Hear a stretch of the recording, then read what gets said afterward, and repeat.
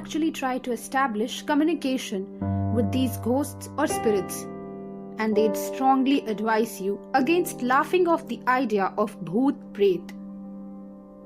We spoke to some of India's prolific paranormal investigators who shared their stories of encounters with ghosts in India. The Lonavala ghost that shook the car like it was a biscuit tin.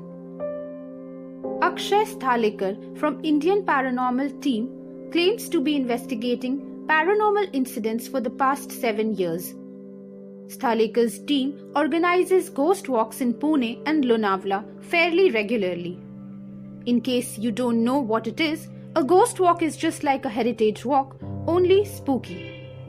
Paranormal investigators take you around places rumored to be haunting, hoping to catch some otherworldly phenomenon unfold before their eyes. So, Lonavala, on the outskirts of Mumbai and known to be romance paradise in the monsoons and winters, is actually also equally close to the hearts of ghosts and such like. During one such ghost walk in the hills of Lonavala, Sthalekar noticed something that defied scientific explanation. It was past midnight and was a particularly windy night. Sthalekar and 4 other people had been travelling in a small car and had stepped out for a smoke. The team was at one of these Lonavala points, frequently visited by tourists who leave a lot of waste like empty alcohol bottles, packets behind. The wind was blowing from east to west. Suddenly, an empty beer can lying on the ground was flung southwards at high speed, defying the strong currents of the wind.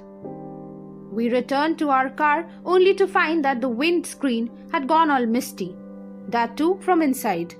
At this point, like it is a practice among investigators, we suspected something unnatural going on and asked any presence if it was there to make itself visible to us. By this time, Sthalekar and his friends had piled back into the car. Soon after there were 2 very loud knocks on the windshield, but no one was there around.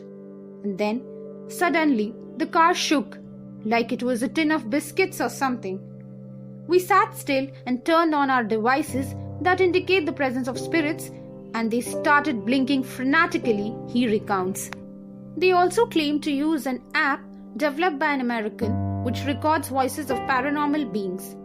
The recorder had the voice of a woman speaking in muffled Marathi, but it was all very scratchy, he said. Sthalekar proceeded to ask who she was and how did she die. The spirit answered him and said that she had come to Lonavala many years ago with her friends.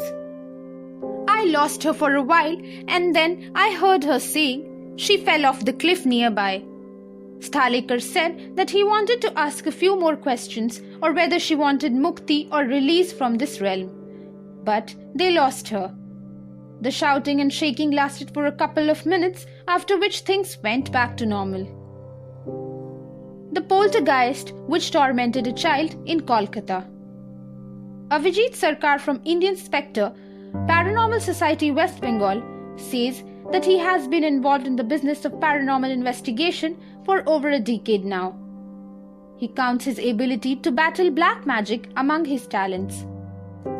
Sarkar recalls, about 3 months ago, I got a call from a man at around midnight. He sounded tired and yet high-strung. They live in Kolkata, India.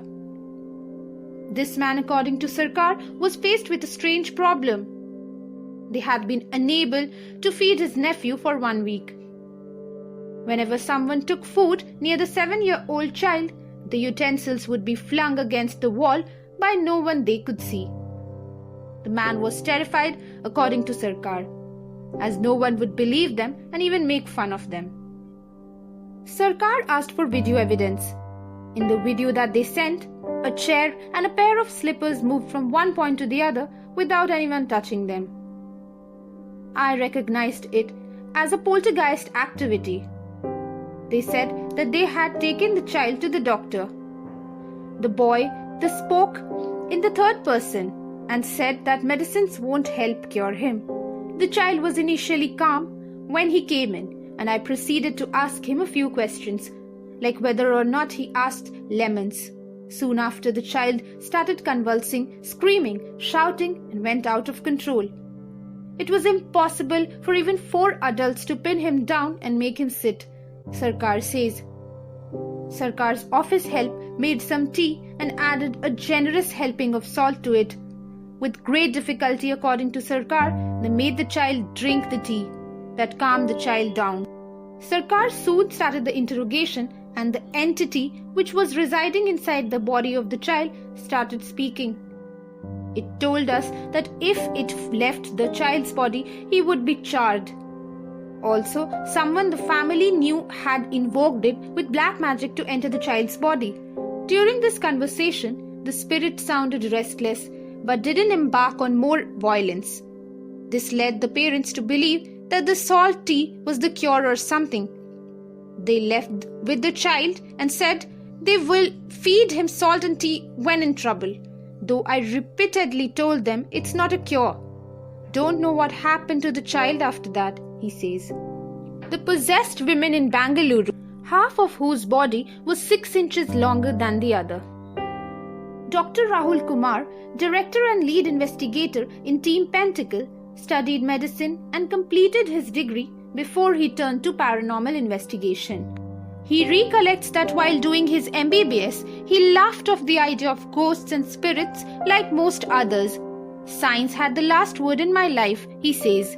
However, a Halloween party that Kumar and his friends organized to get wasted changed his perception of things. In 2007, a couple of friends wanted to use the Ouija board, the one people need for planchette. We did 6 back-to-back Ouija sessions that day and nothing happened. I was convinced all this is hokum, Kumar says. Kumar says he wasn't prepared for what followed. 2 days from that party, Kumar woke up with 3 wounds on his right arm which were bleeding. I got it dressed. The next day, when I opened the bandages to put fresh ones, the marks were gone, he exclaims. The morning after that, he woke up to find the same marks on his arm, which disappeared again a day later. This went on for 3 days. I still thought I was hallucinating. Meanwhile, I was also dreaming about a voice calling to this one location in Bangalore, where I lived. I went just for kicks with my friends in tow. Till this day, I can't recollect a thing of what happened after I reached the spot, he says. Kumar's friend told him that he fainted the moment he reached there. He claims that the renowned paranormal investigator Gaurav Tiwari, who was recently found dead under mysterious circumstances, helped him a lot. He then sought help of psychics and exorcists to get rid of the spirit haunting him. And he assures you, it's nothing like they show you on silly horror films or television shows. Kumar also talks about a case he was investigating of a woman who was ailing from something inexplicable. Medically, I would say it was a form of delirium, but the reports showed nothing. What we did see was that when she was lying down, one part of her body was longer than the other part by 6 inches. Sure, there can be forms of muscle ailments, but 6 inches is too much and kind of medically impossible. The Panchgani woman who could foresee the future. Nirvan Anand, an independent paranormal researcher, remembers a case in Panchgani where a woman claimed that she could see what's going to happen in the next 15 minutes. She got extremely hyperactive one fine day and her family couldn't figure out what was going on. They first ignored her, thinking she's pulling a prank of them. But then she narrated what's going to happen in the following 15 minutes, and exactly that's what happened. They were shocked and terrified in equal parts. She soon stopped eating and drinking. They first tried medicating her, but it didn't work. They knew something was up, but couldn't tell anyone because of the stigma society associated with it, says Anand. You see, a spirit usually feeds on your soul when you are low and full of negative energies.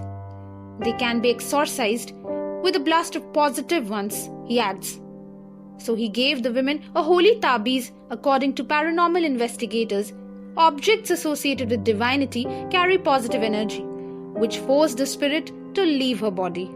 Anand also came across a woman in Maharashtra who was in a mental health facility for 9 years. Doctors couldn't cure her and she became increasingly violent.